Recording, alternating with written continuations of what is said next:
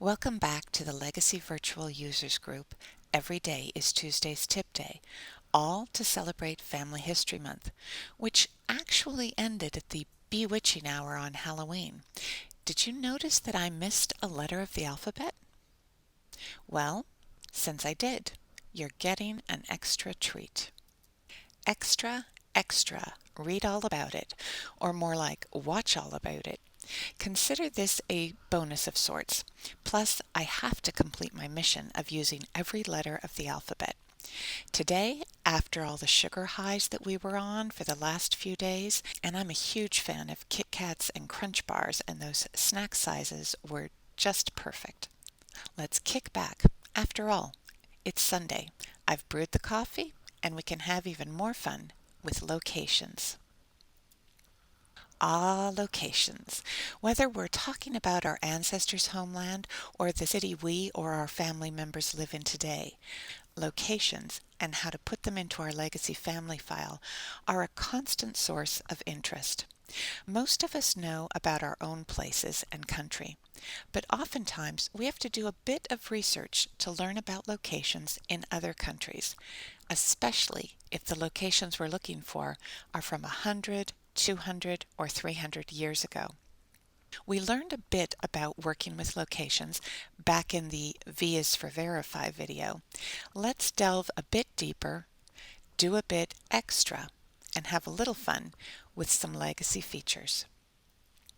If you recall from the other day, by clicking on the Tools tab on the Legacy ribbon and selecting Location Database, all kinds of goodness opens up.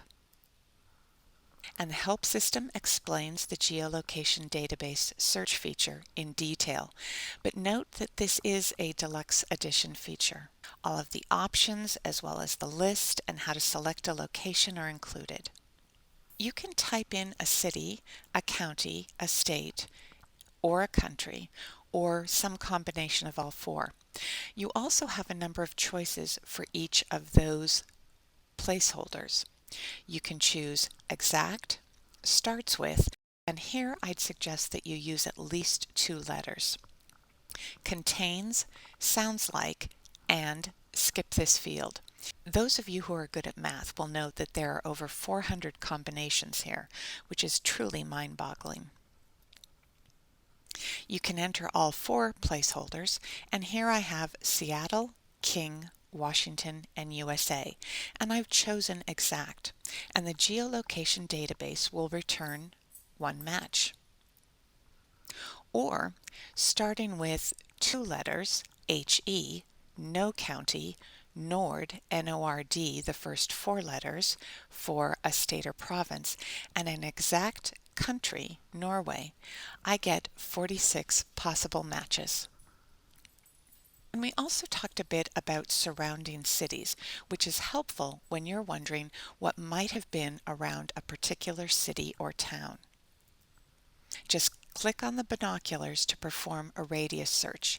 Here I chose a radius of 2 miles around Seattle. And here we get 10 matches. Now I can vouch for these results because I'm originally from Seattle.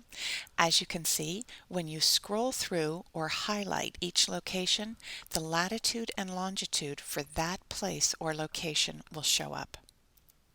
And if you're working on your master location list, you know, that cleanup that we all love doing, well, actually I do like doing it. You can simply clear your selected fields and work on your next location by clicking on the CLR button over there on the right-hand side.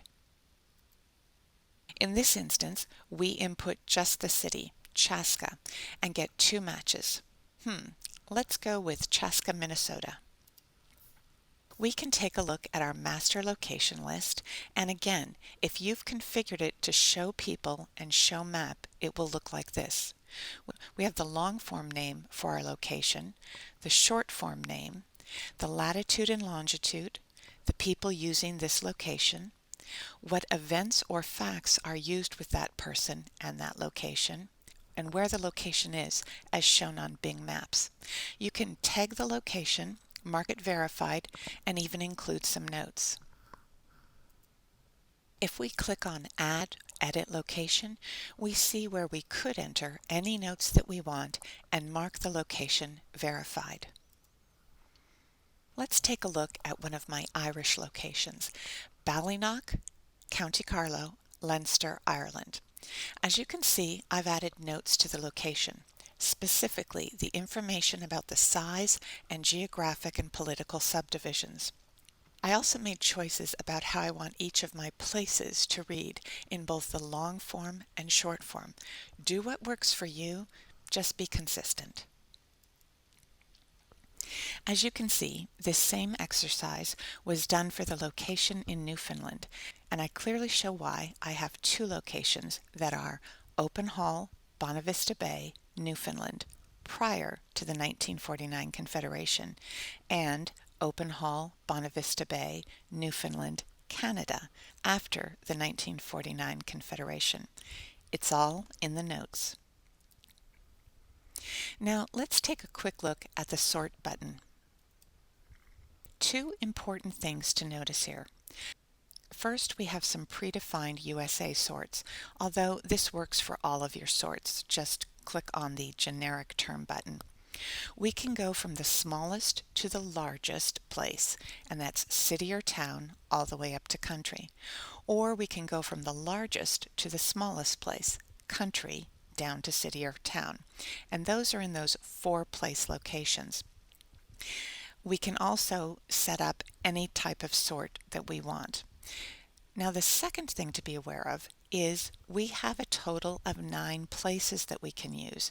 So we're not limited to the 4 place location convention. And I think a lot of people misunderstand that. Again, do what works for you. The sort location list is great to play with depending on whatever projects you're working on. I sort by country first. That's just the way my brain works.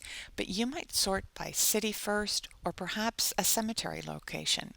The great thing is Legacy leaves the choice up to you.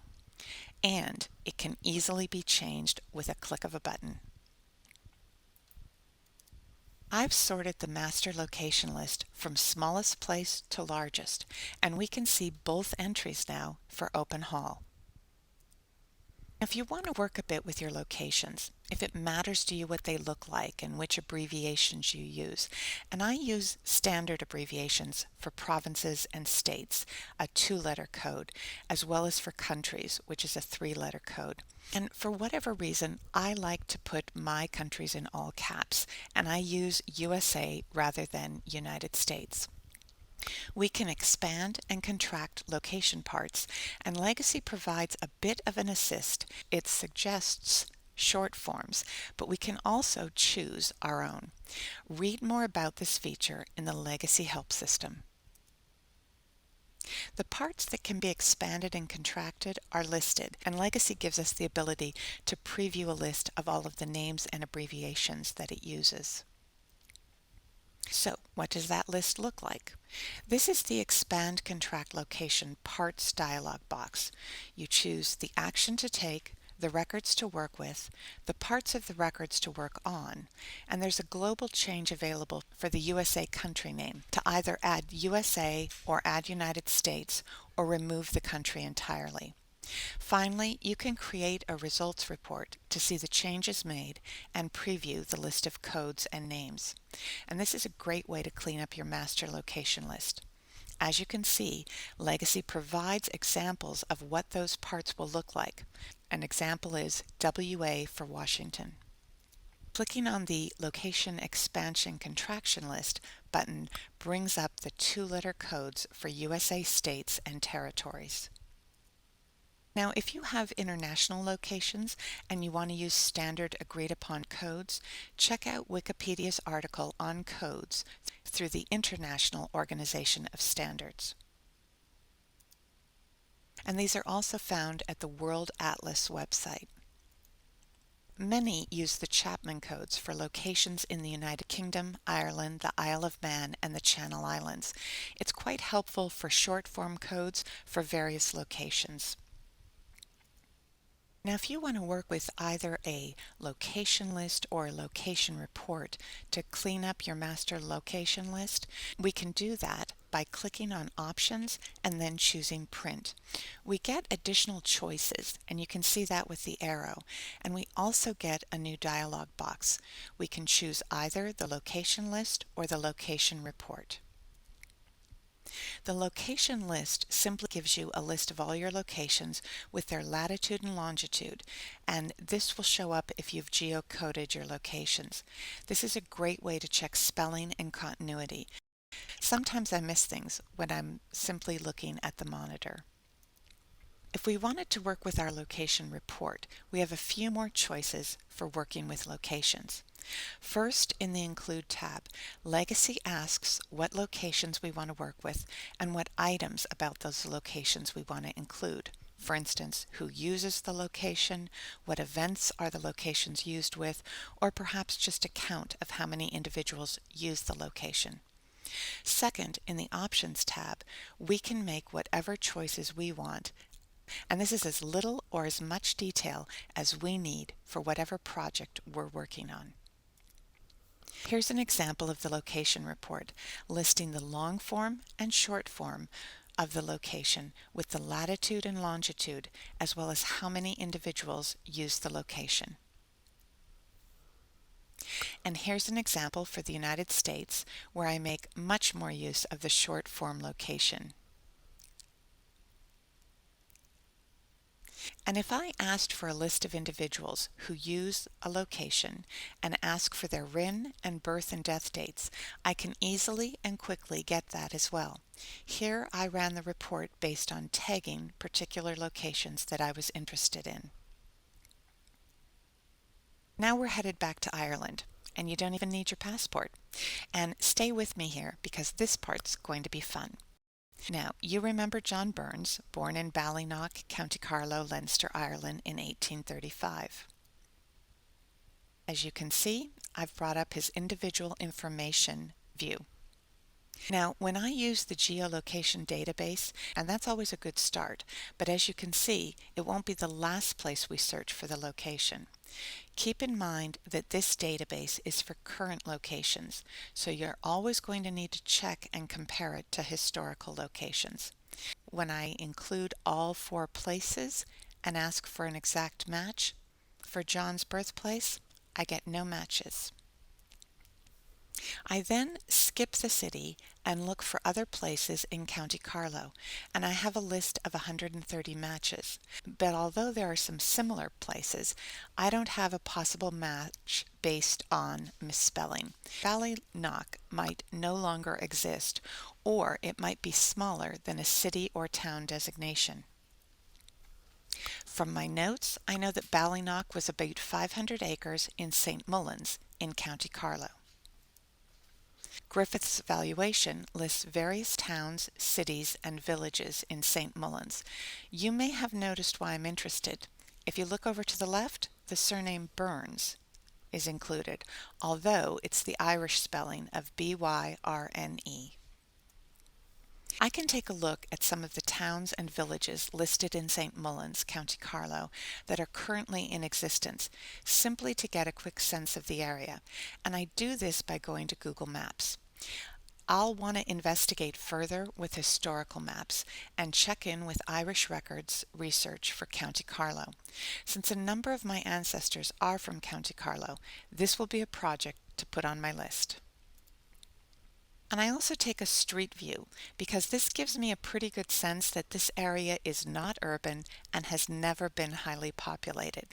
It's going to be important to get a better sense of County Carlow through that research. Now, something to keep in mind if you use the geocode feature. Oftentimes, Bing Maps will code your location to the nearest place. In this instance, it took me to the center of County Carlow. And I go ahead and edit the location to include my notes so I know the information that I have about Ballynock. And I do the same type of thing when I work on areas that are new and or important to me. Here I included notes about why this location shows as Newfoundland rather than Canada. One final feature with locations is Map My Family, which is found by clicking on the View tab in the Legacy ribbon and selecting the Map Family icon. We're going to stick with John Burns here because, well, you'll figure it out. The Map My Family feature is only found in the deluxe edition of Legacy, and it's an interesting and fun feature to use to explore your family's migration over time. The help system explains how the feature works, but it's necessary to allow Legacy to geocode your location and to have an internet connection. It's also possible to insert the latitude and longitude yourself and to clean up any errors made by Bing Maps. The explanation of how you work with the map is useful if you're unfamiliar with either Bing or Google Maps, but the concept is simply to be able to zoom in and out and switch views from road to aerial to bird's eye. Be willing to play around here. It's pretty intuitive. As you can see, John Burns is the star of this show, and I can also see his parents and his grandparents. Now the options are items to include on the map, push pins to use, and the time to pause between locations. We can set our mapping show to be alphabetical, although I don't know why you'd do that, or chronological, and that's always my choice. And the controls are those blue buttons right by the sort feature. Each of the locations has been verified, and here you can see that the first location is used with John's birth. Now, to show you how this works, I'm going to do something I don't usually do. Let's go live and see what happens. Okay, here we are with John Burns, and we're going to go to View. We're going to go to Map My Family, and now you can see the map that I had up on the screen before. In Options, we're going to give it a few more seconds before it moves. And now I simply click play or start the animation. Now before we start, you can see that I have a blue button, and that's the start push pin for where John was born in Ireland, and the rest of my push pins are all in the United States. Let's start the animation.